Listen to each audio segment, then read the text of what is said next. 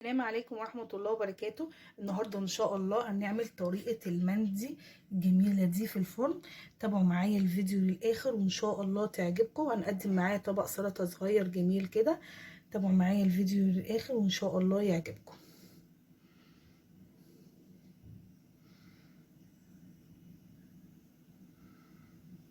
معايا فرخة وقطعتها نصين وغسلتها كويس جدا بالملح والدقيق ونقعتها وقعدت هخرمها بقى معاكم بالطريقه دي. بسم الله الرحمن الرحيم.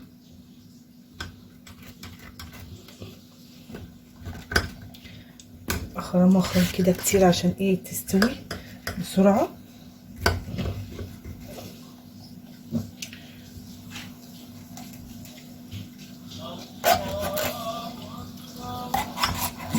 اخرمها كده كذا خرم. بسم الله الرحمن الرحيم. ومن يمه التانية كمان.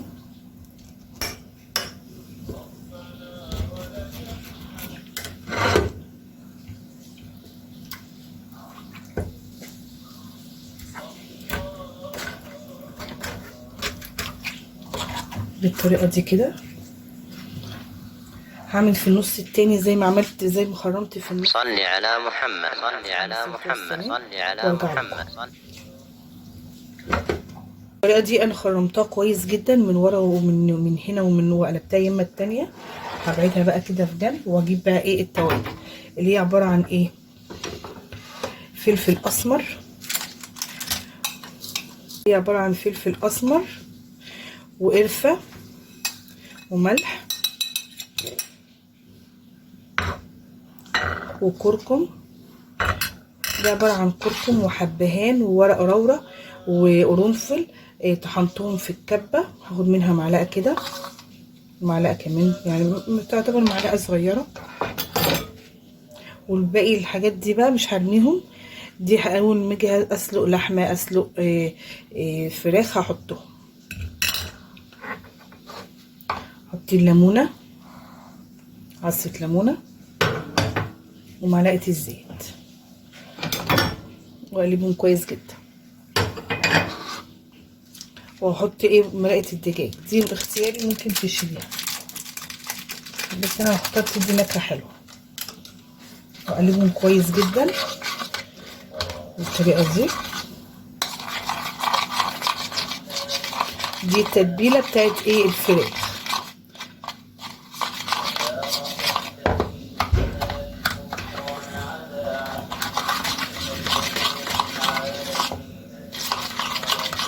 هجيب بقى الفراخ، اجيب مثلا صينيه كده. بسم الله الرحمن الرحيم. اخد مثلا نصها كده، هدهنها الاول.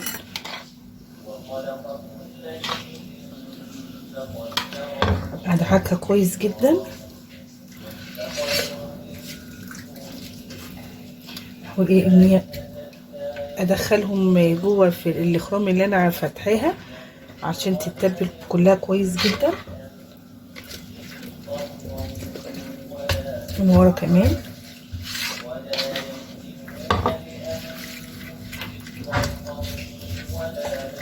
التوابل بقى اللي انت عايزاها دي بتبقى اختياري. عايزه تزودي حاجه، عايزه تنقصي حاجه، دي حاجه بتبقى براحتك انت.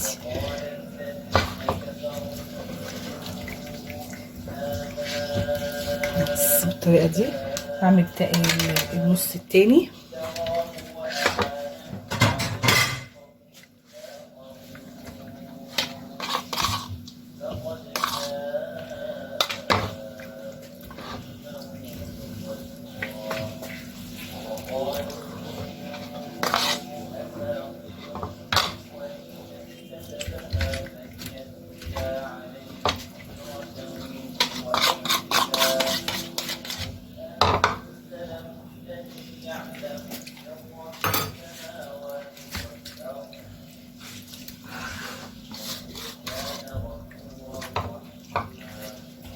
كل المسامات كده الفرخه اللي احنا فاتحينها بحاول ايه ادخلها فيها بس كده.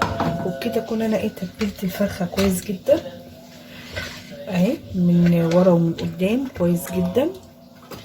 هتسيبها بقى في التلاجة لمدة ساعة، ساعة ونص، ساعتين. ممكن تعملي التتبيلة دي من بالليل وتدخلي فرخة كده من بالليل والصبح تبدأي فيها.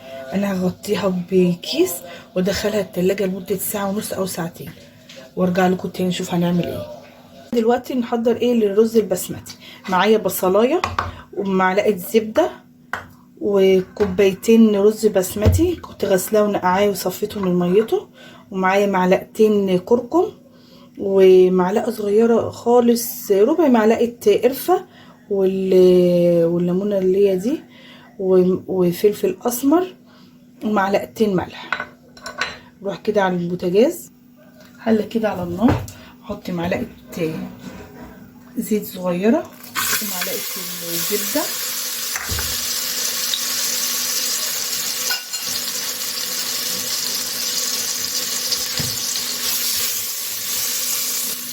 هنزل بالبصلايه اشوحها تشويحه كده بسيطه.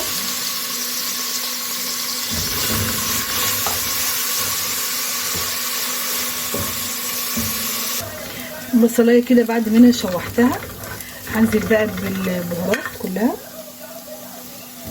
واديها كده تقليبه. بسم الله الرحمن الرحيم عشان ايه ريحتها تطلع كده.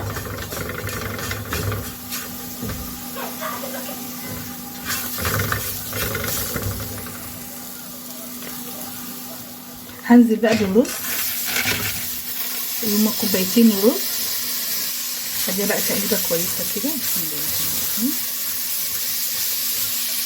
بالراحه بقى وانا بقلب عشان الرز البسمتي ما يتكسرش مني. هديها تشويحه كده صغيره مع التوابل. احط بقى ايه معيار الميه اللي هما كوبايتين رز بسمتي عليهم 3 كوبايات ميه.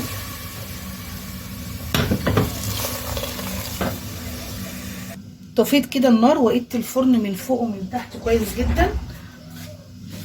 واحط بقى ايه الفراخ طلعتها من التلاجة واحطها بقى ايه. بسم الله الرحمن الرحيم. المفروض احط شبكه بس ما عنديش الا الشبكه دي، فانا ايه هحط عليها الفراخ بالطريقه دي. احاول تبقى ايه كلها على الحله جوه الحله كده، ميبقاش ايه طالع منها اي حاجه بره. ممكن اعكسهم دي هنا كده، ايوه بالطريقه دي.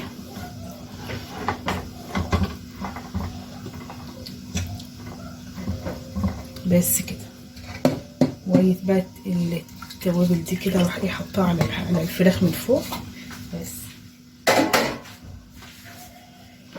وغطيها بقى بورق زبده وورق فويل عشان انا ما بحبش الورق الزبده يبقى على الورق الفويل، قصدي يبقى على الاكل مباشره. بحب ايه احط كده ورق الزبده الاول.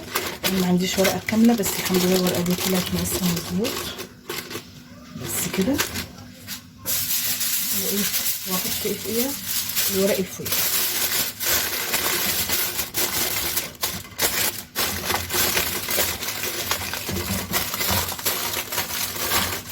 واحط ايه ورقه كمان، يعني ورقتين فويل كده.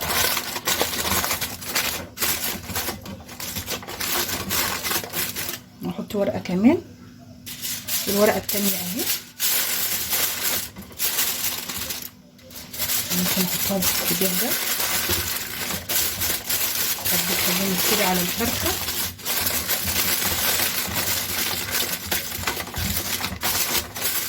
بالطريقه دي. وممكن كمان اروح قافله دي زياده بس مش هقفلها قوي، انا هحطها كده بس وادخلها بقى الفرن.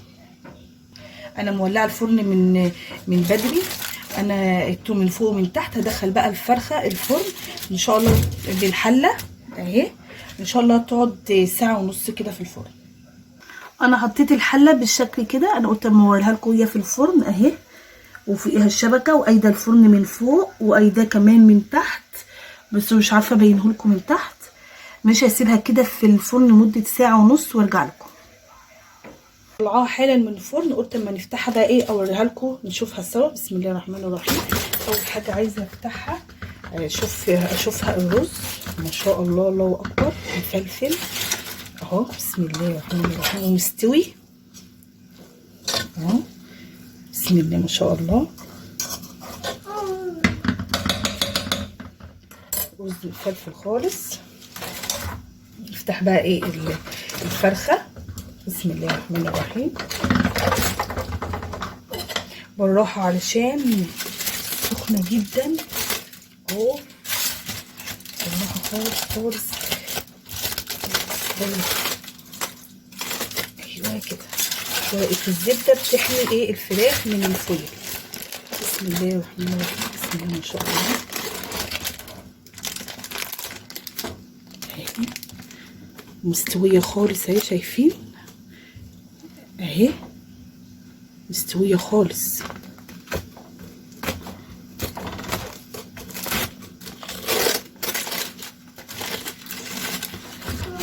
اهي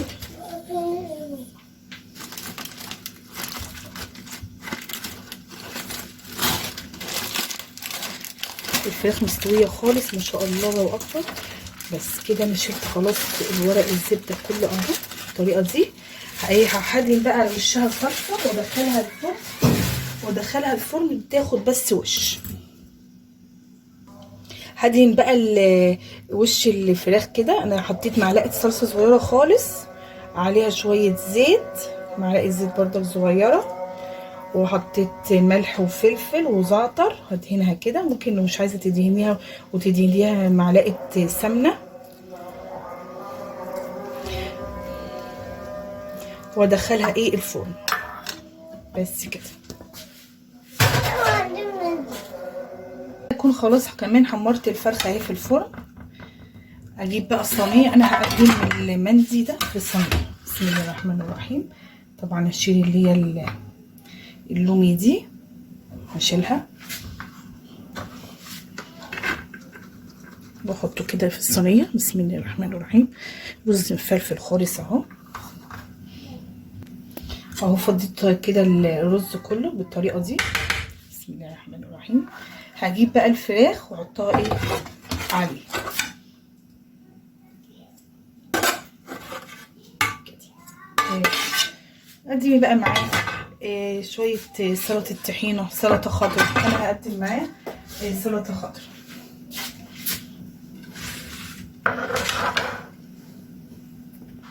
وبكده اكون عملت المندي في الفرن. طريقه سهله جدا وسريعه وهتعجبكم قوي وان شاء الله يا رب تكون عجبتكم.